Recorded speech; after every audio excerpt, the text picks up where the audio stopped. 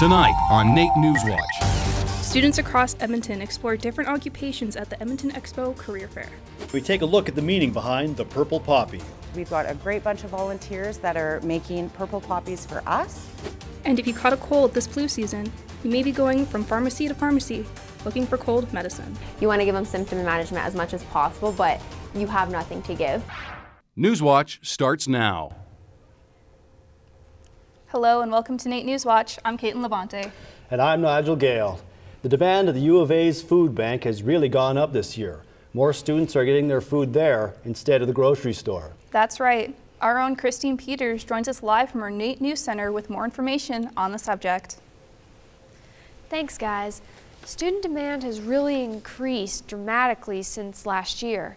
Here's hoping that the food bank can keep up.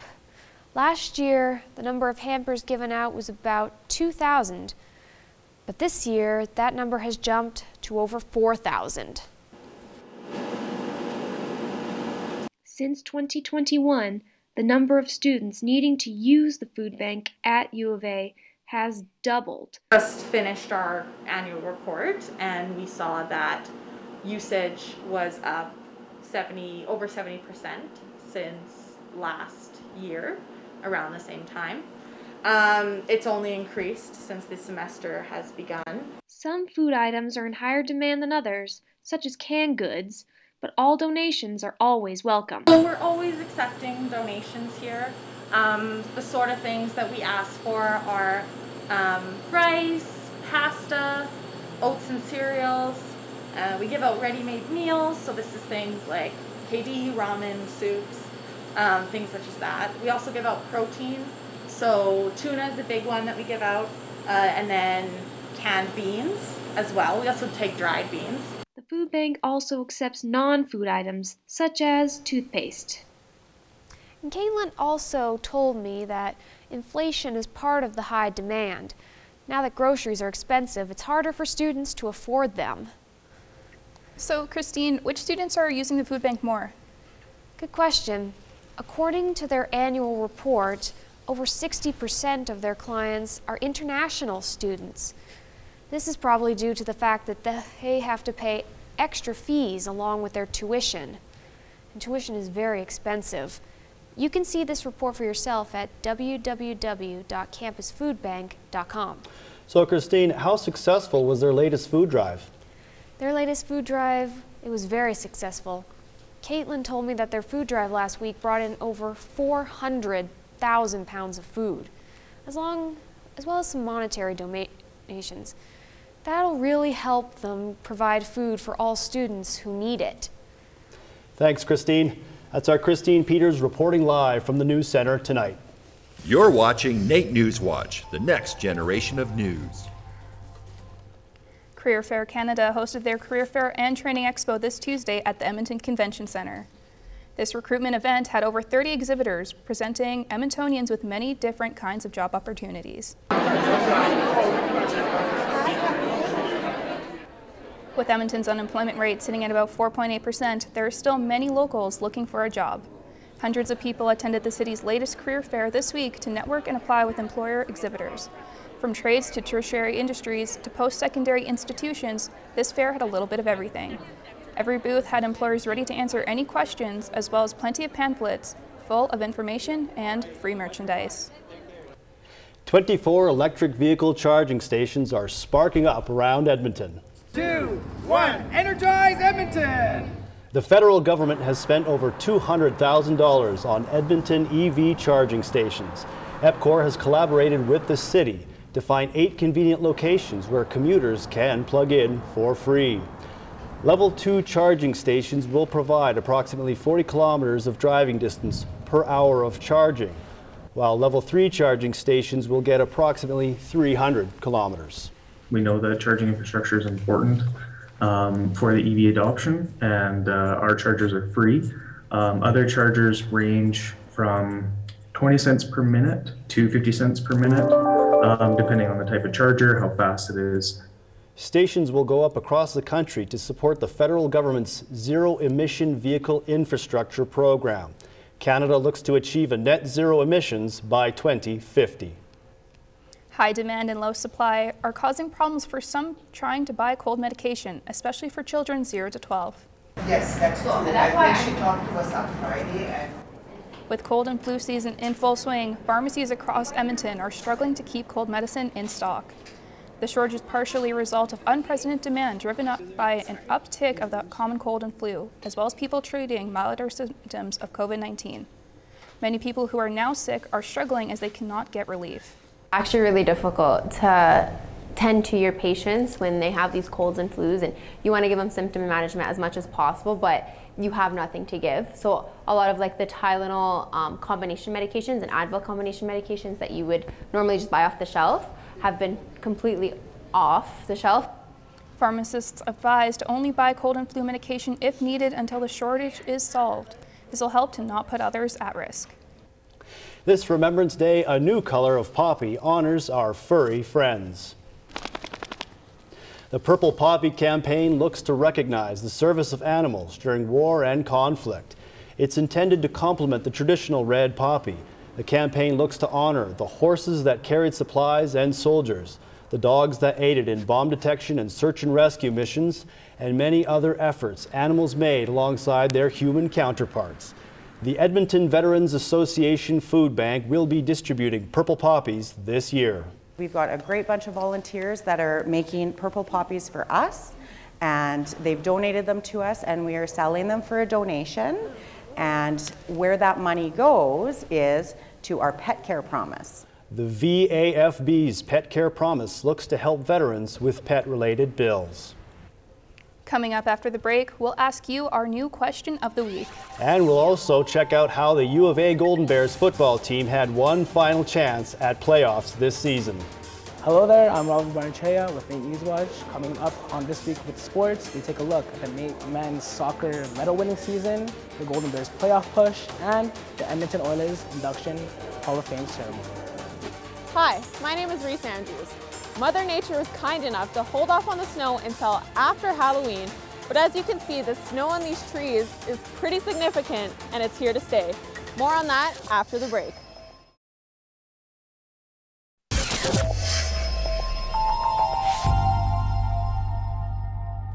Well, Caitlin, it looks like it's that time of the year where the snow and cold weather graces us with its presence. I was honestly hoping we could go a little longer without seeing the snow, but I'm happy that it held off as long as it did.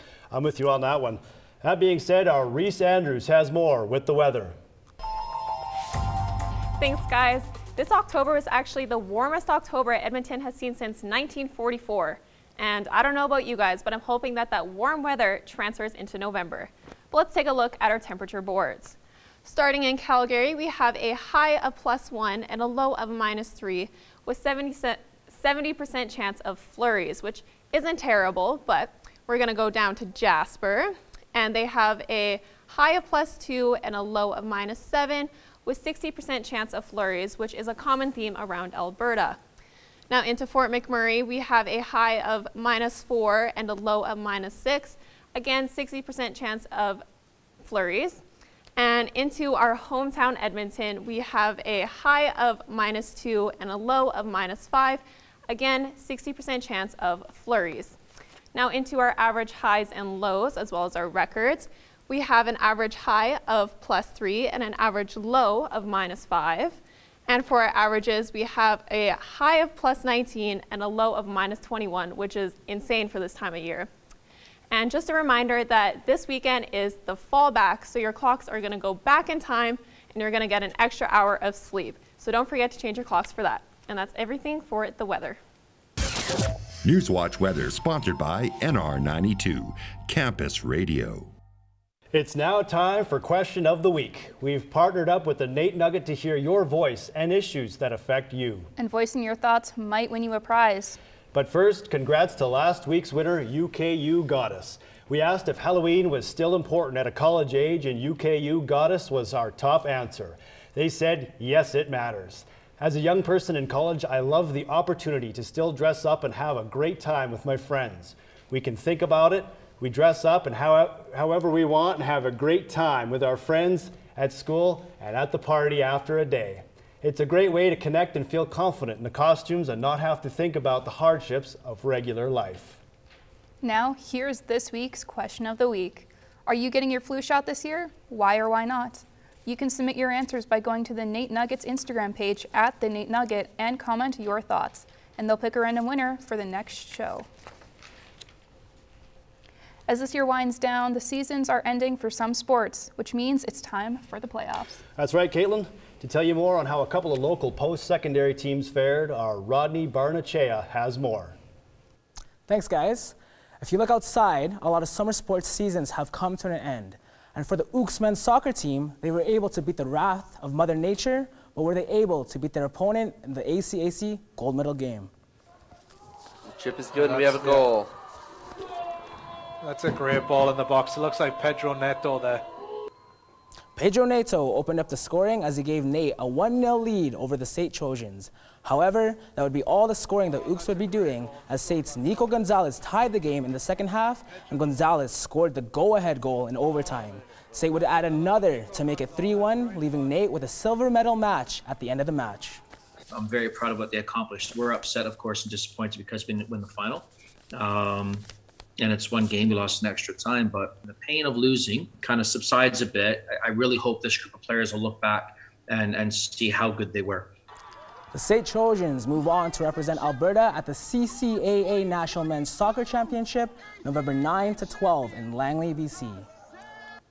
The University of Alberta Golden Bears tried to book their ticket to the postseason dance this past weekend, but they also needed help for another bubble team to lose. But first, they had to take care of business.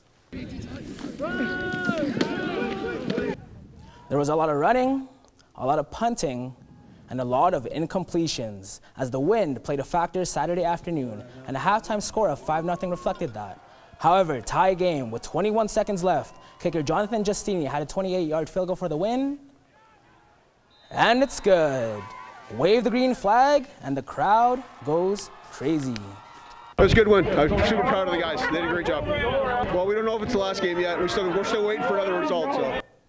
Unfortunately for you, Alberta, the Manitoba Bison won their Saturday matchup, meaning the Golden Bears are not going to play a postseason game this weekend. The Edmonton Oilers inducted a couple of Oilers legends for the franchise's inaugural Hall of Fame class Wednesday afternoon. Please welcome 2022 Hall of Fame inductees for the Edmonton Oilers, Lee Fogelin and Ryan Smith. Gentlemen. Along with Fogelin and Smith, the Oilers honored 7 other alumni where their names were permanently enshrined on the Ring of Honor at Rogers Place this past Thursday night. When I got drafted, when I put my draft one on, that was like the first, like, oh my gosh. And then putting on the Oiler jersey to play a game, yeah, I mean, it brings chills to my spine right now as I talk about it. The Edmonton Oilers Community Foundation 50-50 raffle from November 1 to 5 is to support Dave's Drive in honor of Dave Semenko. Tickets available now help raise funds for kids in oil country to participate in sport. Well, guys, after all those stories, I just heard that the Riverhawks hired a new head coach. Well, hopefully that'll make them be pushed into the playoffs. Yeah, hopefully that brings back the old glory years of the Trappers. Thanks, Rodvy. Thanks, guys. Coming up after the break, we take a step into the last video store left in Edmonton. And we test our balance while trying stilting. Is that there are communities in just about every city in every province, including the Yukon. Hi, I'm Lena Stevens, and after the break, we check out the newest exhibit at the TELUS World of Science. Stay tuned. NewsWatch music provided by Martin Mayer Productions. Welcome back to NAIT NewsWatch. It's now time to step into our Try This segment, where we as reporters step out of our comfort zones with our news clothes and for some fun. This week, our CJ Pirtle wanted to see the world from a different perspective. They go to the National Stiltwalkers of Canada to become taller.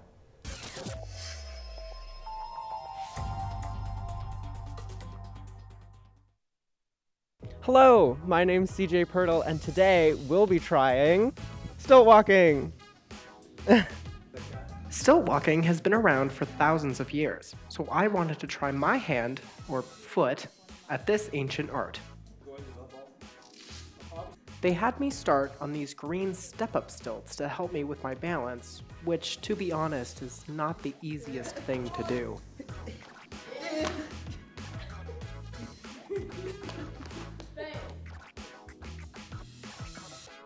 I'm doing it! While I buckle into the bigger stilts, I'll let Randall Frazier tell you about the growing stilt walking community here in Canada. What I've been discovering over these last 20 years of running the National Stilt Walkers of Canada is that there are communities in just about every city in every province, including the Yukon and Northwest Territories, where there are stilt walkers. And they all come from different stilt walking traditions, whether it's the Caribbean Mokojumbi or European circus style or North American circus style or Chinese opera. And here we go. Oh God, okay. Look up, look where you want to go. All right. Two things Randall taught me while on these strap-in stilts is always look where you want to go and never stop moving. After a while, I felt comfortable enough to try nearly 4-foot tall stilts.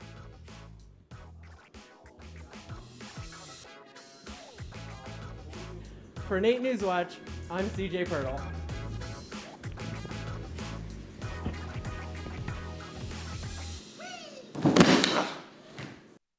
Wow, CJ looked like they had a lot of fun stilt walking while making it look so easy. I, for one, would be too scared to try. Thankfully, our entertainment host has some things that you can check out this weekend that are on the ground. Our Lenna Stevens joins us in studio to fill us on all things entertainment.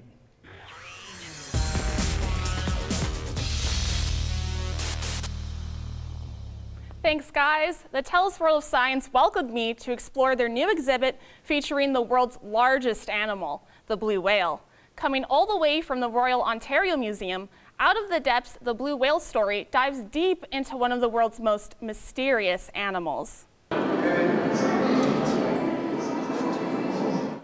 Out of the Depths, the blue whale story retells the story of 9 blue whales who tragically died in the Gulf of St. Lawrence in 2014. As a result, the scientists of the Royal Ontario Museum had the opportunity for research in hopes of conservation of blue whales. You can see behind me is this 24-meter long blue whale. That's 3 school buses. This is the biggest animal that's ever been on our planet, which I think is just amazing to stand next to. But the other really cool things are they managed to recover a blue whale heart. This is the only preserved blue whale heart in the world. And then they also have some really cool ancestor casts, so you can learn about how whales evolved. And they came out on land, right? Life evolved from the ocean, but then whales came and went back into the ocean. So I think there's a really cool story there too.